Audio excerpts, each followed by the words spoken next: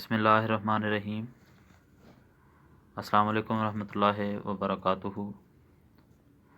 پیارے ساتھیوں، آج کے اس پروگرام میں میری یہ کوشش ہوگی کہ آپ کو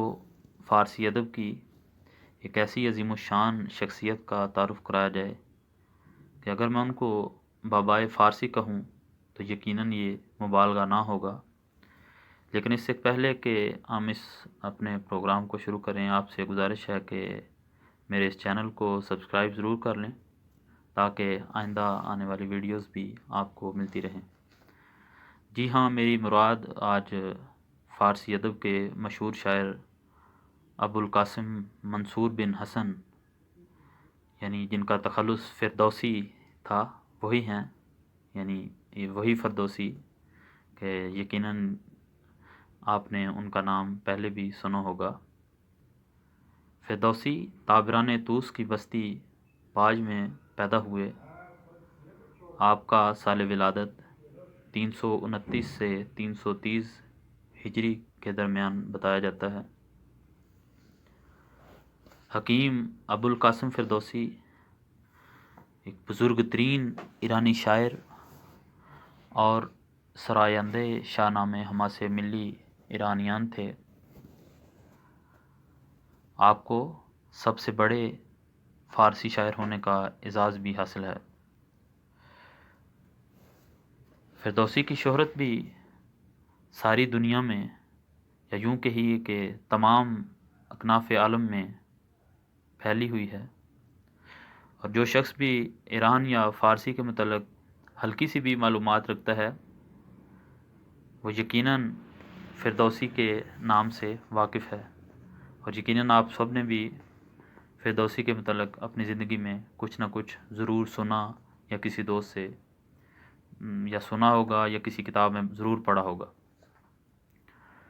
چنانچہ فردوسی جو تھے یہ طوس جگہ، یعنی وہی جو میں نے ابھی آپ کو پہلے بستی باج کا بتایا، وہاں کے رہائشی تھے، اور ان کا جو خاندان تھا ایک بڑا ہی متمول اور ذمہ دار خاندان تھا۔ اور فردوسی کے متعلق کہا جاتا ہے کہ ان کی جو جوانی تھی بڑی ہی آرام بخش، یا کہہ سکتے ہیں آپ کہ بڑی خوشحال زندگی انہوں نے اپنی جوانی میں بسر کی، اور ان کا جو اپنے اقوال ہیں، ان کے جو آثار ہیں، اس سے یہ معلوم ہوتا ہے کہ بڑھاپے میں گویا یہ پراگندگی کا شکار ہو گئے تھے، یعنی کچھ غربت نے ڈیرے ڈال لیے تھے، اور جو حشمت اور جو متمول ہونا ہے ان کا، وہ آخری عمر میں اس میں کافی حد تک کمی آ گئی تھی۔ تو فردوسی کو اپنے وطن یعنی ایران جو تھا اس سے بے پناہ محبت تھی، اور ایران سے گویا فردوسی کو ایک عشق تھا۔ چنانچہ اس عشق کو دیکھتے ہوئے ان کے کسی چاہنے والے نے، کسی دوست نے ان کو یہ مشورہ دیا کہ کیوں تم ایرانی تاریخ کو، چونکہ شعر کہتے تھے، اور اکثر ان کے دوست جو تھے قریبی تھے وہ جانتے بھی تھے ان کو، تو انہوں نے کہا کہ کیوں تم فارسی تاریخ کو منظوم کیوں نہیں کرتے؟ اگر تم اس طرح کرو تو یہ تمہاری ایک بہت بڑی کنٹریبیوشن ہو سکتی ہے اپنے ملک کے لیے۔ تو چنانچہ فردوسی اس بات پر راضی ہو گئے، اور انہوں نے اسی عزم کو لے کر کہتے ہیں کہ بلخ اور مرو اور نشاپور اور ہرات وغیرہ ان سب جگہوں پر گئے، اور وہاں سے ایران کے متعلق جو معلومات تھیں وہ اکٹھی کیں، اور جتنے بھی منظومے یا تاریخیں تھیں اس زمانے میں ایران کے متعلق ان کو پڑھا، اور سن 400 ہجری میں تقریباً انہوں نے اپنا جو شاہ نامہ ہے اس کو مکمل کیا۔ اور اس کو اگر ہم ایرانی تاریخ کے مشہور اور بڑے بڑے جو ماخذ ہیں اور جو منابع ہیں ان میں صفحے اول کی منابع میں شامل کریں تو یہ مبالغہ نہ ہوگا، یعنی یقیناً اس کو یہ اہمیت حاصل ہے، اور یقیناً ایرانی لوگ اس کو بہت زیادہ پسند بھی کرتے ہیں۔ چنانچہ فردوسی اپنے اس شاہ نامے کے متعلق لکھتا ہے، یہ فارسی شعر میں پڑھتا ہوں، پھر اس کا ترجمہ بھی کریں گے کہ بصیر رنج بردم درین سالسی عجب زندے کر دیم بدین پارسی، وہ کہتا ہے کہ میں نے اس 30 سال کے عرصے میں، گویا اس شعر سے معلوم ہوتا ہے کہ وہ 30 سال تک مختلف سفر کرتے رہے، تو 30 سال کے عرصے میں نے بہت زیادہ مشکلات اٹھائیں، اور گویا میں نے ان مشکلات کے نتیجے میں عجم کو یعنی ایران کو یا زبان فارسی کو ایک زندگی بخش دی ہے، اور یقیناً ایسا ہی ہے۔ جب تک ایران کا نام رہے گا، جب تک فارسی زبان کا نام رہے گا، تو اس وقت تک فردوسی کو اچھے الفاظ میں یاد کیا جاتا رہے گا۔ تو اس کے بعد جو اس کے دوست تھے انہوں نے مشورہ دیا کہ یہ تو بڑا عظیم الشان کام تم نے کیا، اب ایک چونکہ جیسا کہ میں نے پہلے بھی بتایا کہ آخری زندگی میں فردوسی جو تھے تھوڑے مالی طور پہ کمزور ہو گئے تھے، تو ان کے جو احباب تھے، دوست تھے، انہوں نے مشورہ دیا کہ آپ ان کو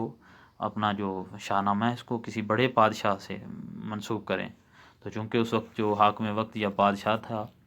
وہ غزنوی بادشاہ تھی، اور سلطان محمود غزنوی جو بڑا ہی معروف بادشاہ تھے۔ تو فردوسی نے فیصلہ کیا کہ میں نے کیوں نہ میں اس کو یعنی محمود غزنوی کی دربار میں پیش کروں۔ چنانچہ اس نے محمود غزنوی کی مدح میں اشعار لکھے، اور آج بھی وہ اس کے شاہ نامے میں موجود ہیں۔ تو اس کے متعلق پھر مختلف آراء آتی ہیں، کچھ لوگ کہتے ہیں کہ اس نے محمود نے گویا کہ اس کی جو اثر تھا اس کو اہمیت نہ دی، اور جو شاہ نامہ تھا اور جو قبولیت وہ چاہتا تھا اس کو وہ اہمیت نہ دی۔ اور کچھ لوگ کہتے ہیں کہ جب یہ فردوسی کا کلام محمود تک پہنچا تو اس وقت تک فردوسی وفات پا چکے تھے، یعنی مختلف آراء ہیں۔ تاہم غالب روایت یہی ہے کہ وہ ایک قسم کی بے مہری کا یا بے قدری کا نشانہ ہوئے۔ تو ان کا جو فردوسی کا یعنی سال وفات ہے وہ 411 ہجری 411 ہجری بتایا جاتا ہے، اور آج کل ایران میں 25 اردی بہشت، یعنی اردی بہشت یہ ایرانیوں کا دوسرا مہینہ ہوتا ہے، پہلا فروردین ہوتا ہے اور دوسرا اردی بہشت، تو 25 اردی بہشت جو ایرانی سال کا دوسرا مہینہ ہے، اس روز فردوسی کو خراج تحسین پیش کرنے کے لیے انہوں نے اس روز کو روز بزرگداشت فردوسی کے نام سے موسوم کیا ہے۔ چنانچہ اگر آپ کو فردوسی کے متعلق مزید معلومات چاہیے تو آپ ان کی جو اگر تو آپ فارسی جانتے ہیں تو دکتور ذبیح اللہ صفا نے تاریخ ادبیات ایران میں بہت ہی معقول تعارف فردوسی کا لکھا ہے۔ اس کے بعد اگر آپ کو فارسی پڑھنے میں مشکل ہے تو ڈاکٹر ظہور الدین احمد نے ایرانی ادب یعنی ایک کتاب لکھی ہے، تو یہ آپ کے لیے بہت معاون ہو سکتی ہے۔ تو امید ہے کہ آپ کو یہ پروگرام پسند آئے گا۔ تو خاکسار آپ سے اجازت چاہتا ہے، اگر آپ کو میری یہ ویڈیو پسند آئی تو ضرور لائک بھی کریں اور شیئر بھی کریں۔ انشاءاللہ اگلے پروگرام میں آپ سے ملتے ہیں۔ اللہ حافظ۔